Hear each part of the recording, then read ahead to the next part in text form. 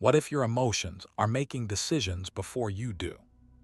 Have you ever said something in 10 seconds that took 10 days or 10 years to repair? Maybe it was an argument, a text message sent while you were angry, a decision made while you were afraid, or words you wished you could take back almost immediately after saying them. The problem isn't that we have emotions. Emotions are part of being human. Anger, fear, excitement, disappointment, jealousy, frustration, they all communicate something. The problem begins when our emotions make decisions before our thinking catches up. Welcome to Mindset Catalyst, where we turn powerful ideas about mindset, psychology, discipline, and personal growth into practical changes you can use in everyday life. Imagine receiving a message that immediately makes you angry. You read it once, then again. Your heart rate changes, your thoughts accelerate, your fingers begin typing. You know exactly what you want to say. And for a moment, sending that response feels good. But just before you press send, you stop.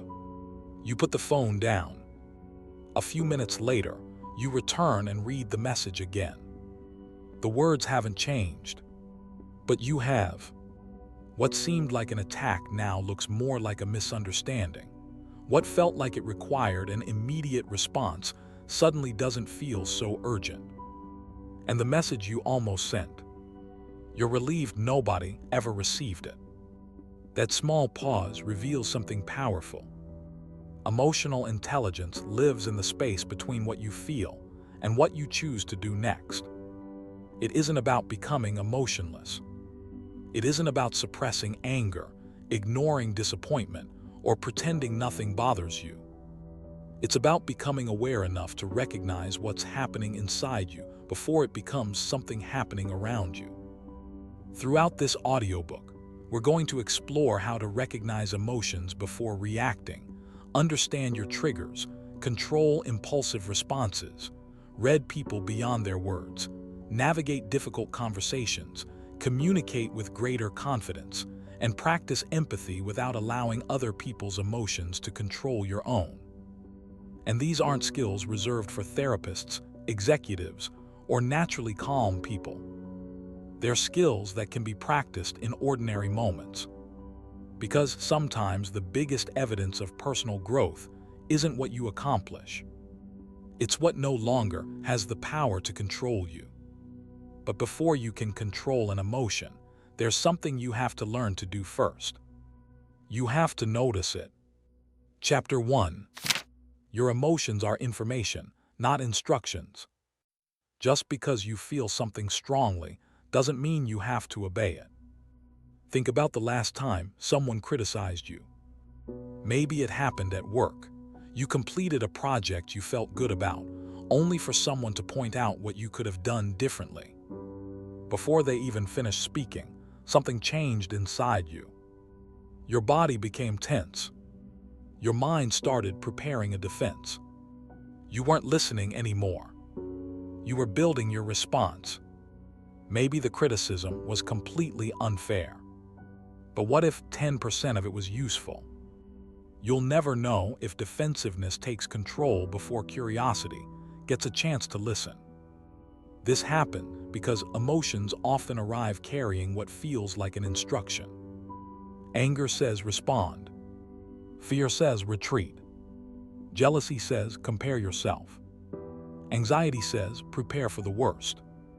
But emotional intelligence requires us to separate two things that often feel identical: what I feel and what I should do about what I feel. Your emotions provide information. They can tell you that something feels threatening, unfair, uncertain, exciting, painful, or important. But information is not automatically instruction. So ask yourself, when you experience a strong emotion, do you investigate it or immediately become it? There's a simple practice you can begin using. Name, pause, question. First, name it. What am I actually feeling? Not simply, I'm upset. Is it anger? Embarrassment? fear, rejection, jealousy. Then pause. Don't immediately send the message. Don't make the decision. Don't say the first thing your emotion places in your mouth. Finally, question it. Why might I be feeling this? And what response will still make sense tomorrow? That last question can save relationships, opportunities, reputations, and sometimes years of regret. Because here's something worth remembering. Emotional intelligence doesn't mean you stop feeling anger, fear, disappointment, or frustration. It means those emotions stop automatically receiving permission to make your decisions. You can feel angry without becoming cruel. You can feel afraid without running. You can feel offended without responding immediately. The emotion is real, but the response is still yours. Viktor Frankl wrote about the human capacity to choose our response even under extraordinarily difficult circumstances. One line associated with his teachings captures the idea clearly. Between stimulus and response, there is a space. And it's what you do with that space that matters. So here's your action for today. Identify the strongest emotion you experience. When you notice it, don't immediately try to eliminate it. Name it. Pause. Ask what it's trying to tell you. Then decide what you're going to do. Because mastering your emotions doesn't begin by fighting them. It begins by understanding them. Feel the emotion, hear its message, but choose the response. And yet, some emotions seem to bypass that process completely. A particular comment, a certain tone of voice, being ignored, being criticized. Suddenly, you're reacting before you even understand why. Those are your emotional triggers. And in the next chapter, we're going to learn how to recognize them before they start making decisions for you. Chapter 2. Find your emotional triggers before they find you. The person who knows your triggers can sometimes control you without ever raising their voice. Think about that for a moment. Why can one comment disappear from your mind in minutes, while another follows you for 3 days? Sometimes, you're not responding only to what happened today. You're responding to what the moment represents. Imagine two people receiving the exact same criticism at work. I don't think you're ready for this responsibility yet. The first person feels disappointed. They ask why, consider the feedback, and eventually move forward. The second person hears those same words and becomes consumed by them. They replay the conversation that night. They wake up thinking about it the next morning. 3 days later, they're still angry. Same words, different emotional history. For one person, it was feedback. For the other, perhaps it touched an old belief. People don't believe in me. That's what makes emotional triggers so powerful. The present moment can touch something much older. So ask yourself, what kind of comment can change your mood almost instantly? Is it disrespect, rejection, being ignored, criticism, feeling unimportant, being told you're wrong? Your answer may reveal something worth understanding. Consider someone who becomes unusually angry whenever they're interrupted. To everyone else, the reaction seems excessive. But eventually, they recognize a pattern. Growing up, they rarely felt heard. Being interrupted became connected in their mind with being dismissed. So when someone interrupts them today, they're not simply hearing. Let me say something. Emotionally, they may be hearing. What you have to say doesn't matter. That realization doesn't excuse an unhealthy reaction, but it helps explain it. And once you can explain a pattern, you have a better chance of changing it. This week, try keeping a simple trigger journal. Whenever you notice a strong reaction, write down 4 things. What happened? What did I feel? What story did I tell myself about what happened? What did I do next? That third question is especially important because sometimes the event isn't what creates the strongest emotion. It's the meaning we attach to the event. Aristotle is often credited with the observation: knowing yourself is the beginning of all wisdom. And self-knowledge isn't always comfortable. Sometimes it means discovering that the person who upset you didn't create the wound. They simply touched it. For the next 7 days, choose one recurring trigger and track it. Don't judge yourself. Don't try to eliminate it overnight. Study it, because every time you recognize the pattern before automatically repeating it, you create another opportunity to respond differently. What you can recognize, you can begin learning to regulate. But recognition is only half the challenge. You can know exactly why you're angry and still send the text. You can recognize your trigger and still say something you regret. So what happens in those few critical seconds between feeling the emotion and acting on it? That's where we go next. Because Chapter 3 is about mastering the pause before you react. Chapter 3. Master the pause before you react. Some of the strongest people you'll ever meet have mastered one surprisingly simple skill. They know when not to respond. A message arrives on your phone. You read it once, then twice, and by the third time, you're no longer reading it, you are reacting to it. The message feels disrespectful. Immediately, you begin typing. You know exactly which words will hurt. You know which old situation to bring up. You know exactly how to make your point. You finish the response, but instead of pressing send, you put the phone down. 20 minutes later, you return. You read what they sent. Then you read what you almost sent. And suddenly, your response seems harsher than necessary. Nothing about their message changed. Your emotional state did. That's the power of the pause. We often mistake immediate reactions for authenticity. I'm just saying how I feel. But expressing every emotion the moment you experience it isn't always honesty. Sometimes it's impulsivity. And the pause isn't weakness. It's control. Think about arguments you've had, angry texts you've sent, social media comments you've written, or disagreements at work. Now ask yourself, how many problems in your life came from what happened, and how many became bigger because of how you reacted to what happened? One of the simplest tools you can practice is what we'll call the 90-second reset. When you feel yourself becoming emotionally charged, stop, breathe, don't type, don't call, don't make the decision yet. Then ask yourself one question: what outcome do I actually want? That's different from asking, what do I feel like saying? You might feel like winning the argument, but perhaps the outcome you actually want is to preserve the relationship. You might feel like embarrassing someone who embarrassed you, but perhaps the outcome you really want is respect. Those goals can require completely different responses. And this is where emotional strength becomes visible. Anyone can react when they're angry.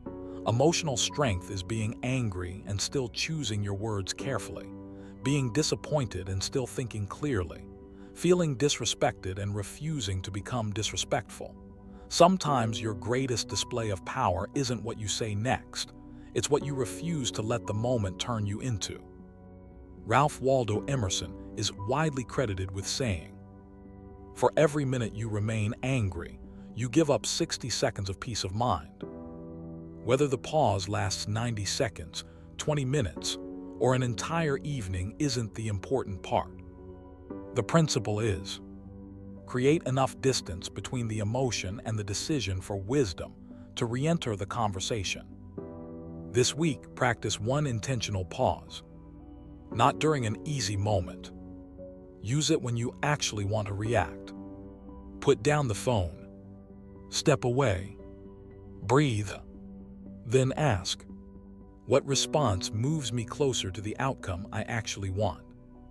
Because you don't have to win every emotional moment. Sometimes the real victory is preventing a temporary emotion from creating a permanent consequence. Control the pause, and you begin controlling the conversation. But knowing when to speak is only part of emotional intelligence. The next challenge is learning how to hear what another person may be communicating, even when their words don't tell you the entire story. Because people communicate far more than they say. Chapter 4. Learn to read what people don't say. People don't communicate only with words, and sometimes the words are the least important part. You ask someone you care about a simple question. Are you okay? They pause. I'm fine. The words say everything is okay. But their voice is quieter than usual. They avoid eye contact. The conversation ends quickly, and someone who normally talks openly suddenly seems distant. Which message should you believe? This is where emotional intelligence becomes more than managing your own reactions. It becomes learning how to notice other people without pretending you can read their minds. Because people don't always say exactly what they're feeling. Sometimes they don't know how. Sometimes they don't feel safe enough. And sometimes they're still trying to understand the emotion themselves. But here's where we need to be careful. Reading people isn't about memorizing tricks. Crossed arms don't automatically mean someone is defensive. Looking away doesn't automatically mean someone is lying. Silence doesn't automatically mean someone is angry. Human behavior is more complicated than that. Instead, pay attention to patterns. Their words, their tone, the context, their behavior, and perhaps most importantly, what has changed from what's normal for that person. Imagine a manager whose normally dependable employee suddenly starts arriving late. Deadlines are missed. Their energy changes. The easy conclusion is, they're becoming lazy. So the manager prepares for confrontation. But instead of beginning with an accusation, they begin with an observation. I've noticed you haven't seemed like yourself lately. Is everything okay? The employee becomes quiet, then explains that someone close to them is seriously ill. Suddenly, the same behavior carries completely different meaning. The manager couldn't have known, but they could notice enough to ask. That's the difference. So here's a question worth asking yourself. When you're listening to someone, are you actually listening or preparing your next response? Stephen R. Covey wrote, most people do not listen with the intent to understand. They listen with the intent to reply. And that distinction can transform conversations. Try this simple practice. Observe, ask, listen. First, observe without immediately interpreting. I've noticed you've been quieter lately. Then ask rather than assume. Is something going on? And finally, listen. Don't interrupt with your own story. Don't immediately offer advice. Don't decide what they should feel. Give them room to explain. Because emotionally intelligent people don't assume they can read minds. They become better at noticing, and then they ask better questions. This week, have one conversation where your only objective is understanding the other person. Not fixing them, not correcting them, not proving your point. Understanding them. You may be surprised by what you hear when someone realizes you're actually listening. Because sometimes the most important part of communication isn't discovering what someone isn't saying. It's creating enough safety for them to finally say it. But understanding other people is only half of communication. You can become an exceptional listener and still struggle to express your own needs, boundaries, and feelings. So next, we're turning the attention back toward you. How do you communicate clearly without becoming passive, aggressive, or losing yourself in the process? Chapter 5. Communicate without losing yourself. You can be kind without being passive, and confident without becoming aggressive. Some people spend years avoiding difficult conversations because they don't want to upset anyone. They say yes when they want to say no. They accept behavior that bothers them. They take on responsibilities they don't have time for. And every time something feels uncomfortable, they tell themselves, it's not worth making a big deal about. So they stay quiet. Until one day, someone makes one small request. And suddenly, they explode. The other person is confused. Where did that come from? But the reaction wasn't really about one request. It was about 20 conversations that never happened. That's the danger of confusing silence with healthy communication. You may avoid conflict today while quietly building resentment for tomorrow. Healthy communication happens before resentment accumulates. So ask yourself, do people actually know your boundaries, or are you expecting them to discover them when you finally become angry? There are generally 3 ways this can play out. Imagine a coworker repeatedly giving you their unfinished work. The passive response sounds like, "Sure, I'll handle it." But internally, you're frustrated. The aggressive response eventually becomes, "I'm tired of doing your work. Figure it out yourself." Now imagine an assertive response. "I've helped with this several times, but I can't continue taking on additional work. Going forward, I'll need you to complete your part." Same boundary, different delivery. Assertiveness doesn't require disrespect, and kindness doesn't require surrendering your needs. A useful formula is, when happens, I feel, what I need going forward is. For example, when plans change at the last minute, I feel frustrated because I've arranged my schedule around them. Going forward, I need more notice whenever possible. Notice what's missing. No insult. No accusation about someone's character. No dramatic language. Just clarity. George Bernard Shaw is widely credited with the observation. The single biggest problem in communication is the illusion that it has taken place. That's worth remembering because we often assume people should simply know. They should know we're overwhelmed. They should know something bothered us. They should know we need help. But expectations that remain unspoken can easily become resentment. Confidence doesn't require volume, it requires clarity. And clarity sometimes means risking a moment of discomfort to prevent months of frustration. So here's your action. This week, communicate one small boundary clearly. Don't wait for the biggest conflict in your life. Start small. Maybe you need more notice. Maybe you can't accept another responsibility. Maybe there's a behavior you'd like someone to stop. Say what you mean calmly, respectfully, and early. Because emotionally intelligent communication isn't about keeping everyone happy. It's about learning how to respect other people without disappearing from the conversation yourself. But there's another challenge. Sometimes you've communicated clearly, you've set the boundary, you've done everything you can. And the other person is still angry, disappointed, anxious, or upset.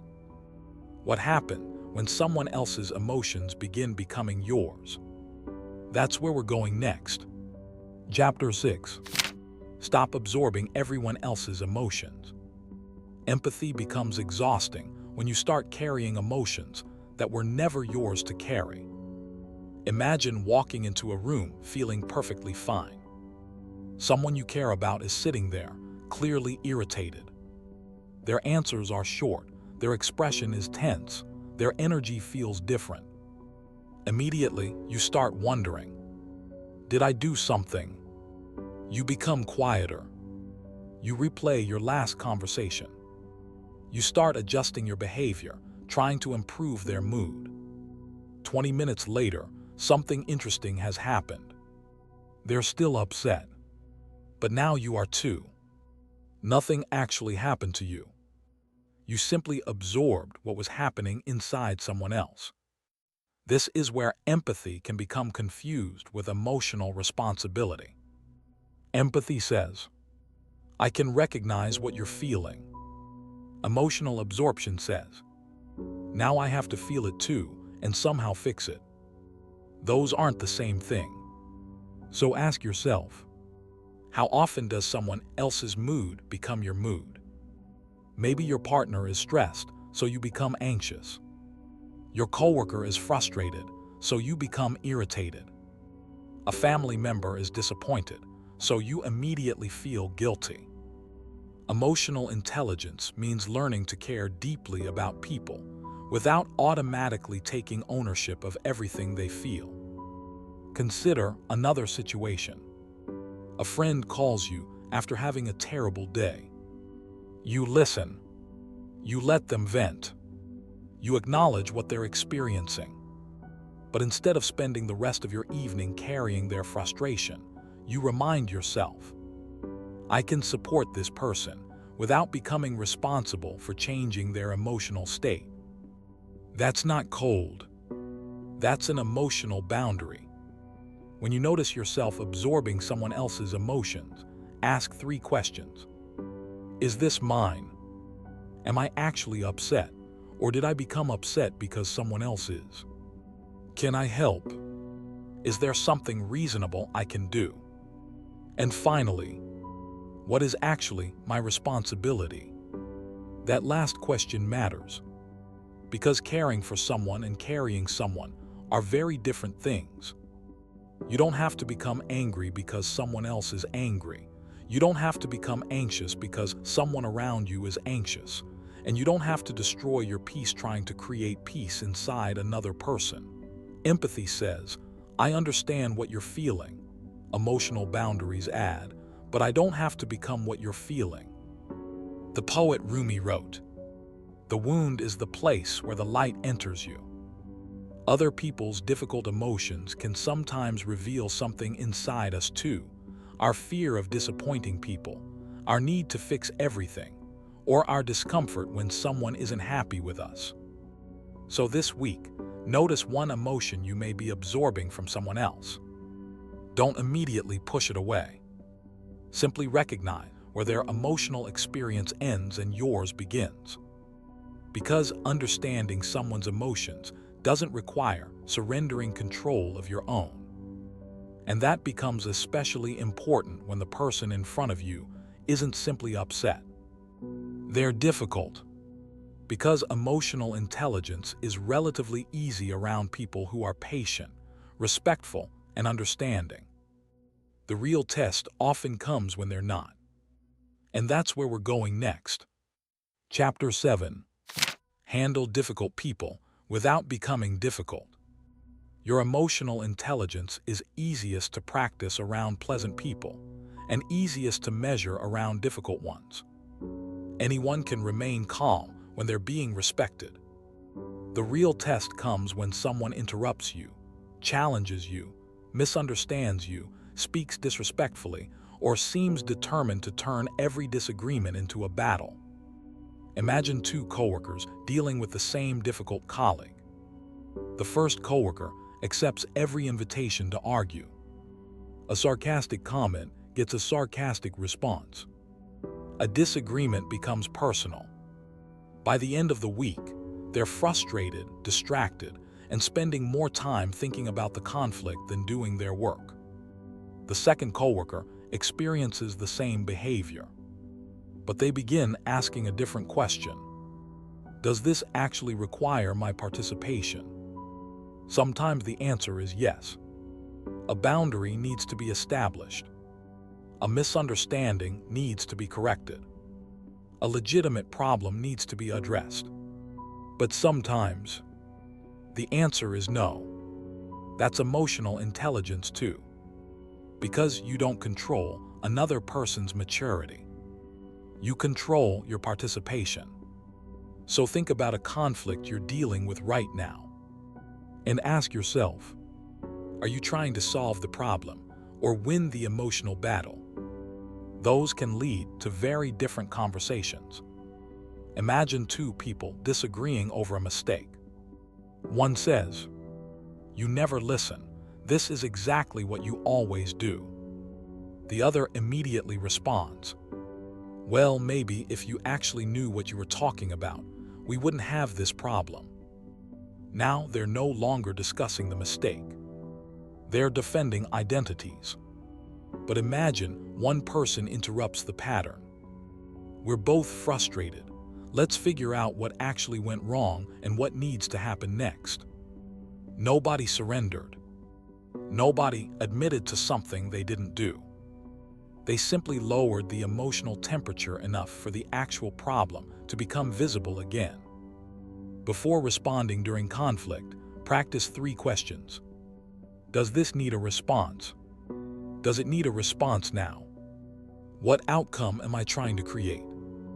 That third question can change everything. Because if your goal is resolution, your response may look very different than if your goal is revenge.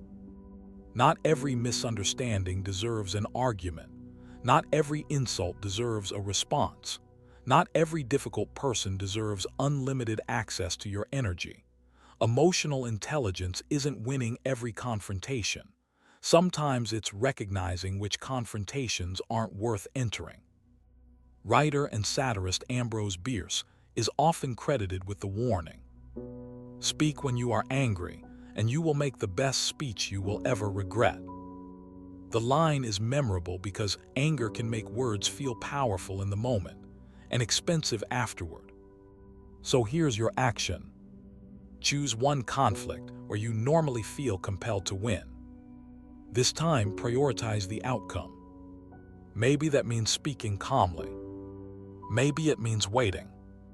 Maybe it means establishing a boundary.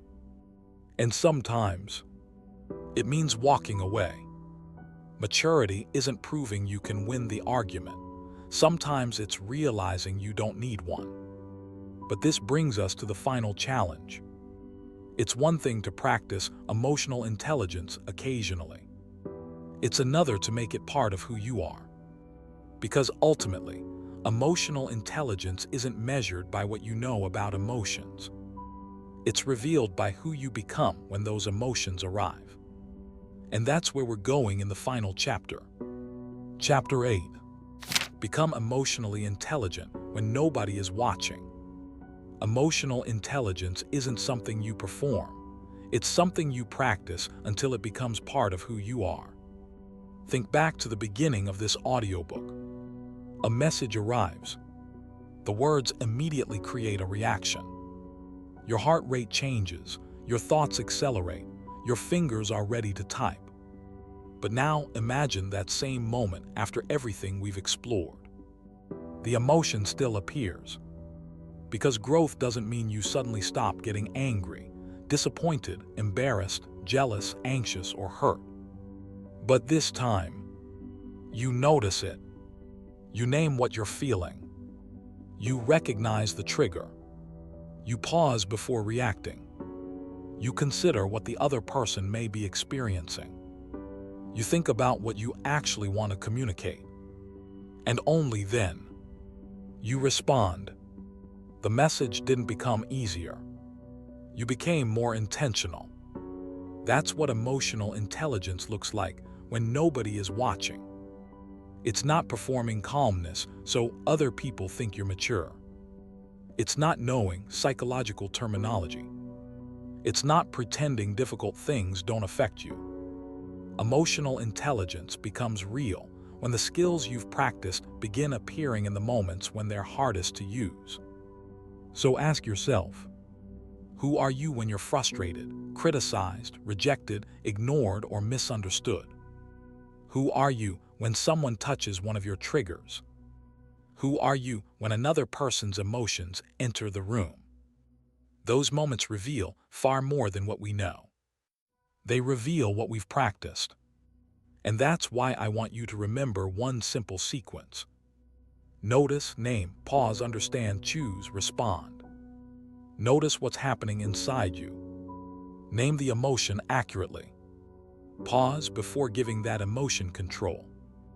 Understand what may be happening, both within you and around you. Choose the outcome you actually want. Then respond intentionally. Viktor Frankl wrote extensively about our capacity to choose our attitude even when circumstances cannot immediately be changed. One thought commonly associated with his work captures the principle. When we are no longer able to change a situation, we are challenged to change ourselves. That doesn't mean accepting mistreatment or blaming yourself for everything that happens. It means recognizing where your power still exists. And often, that power is found in what you choose next. So here's your final action. Write down the emotional response you most want to change over the next 30 days.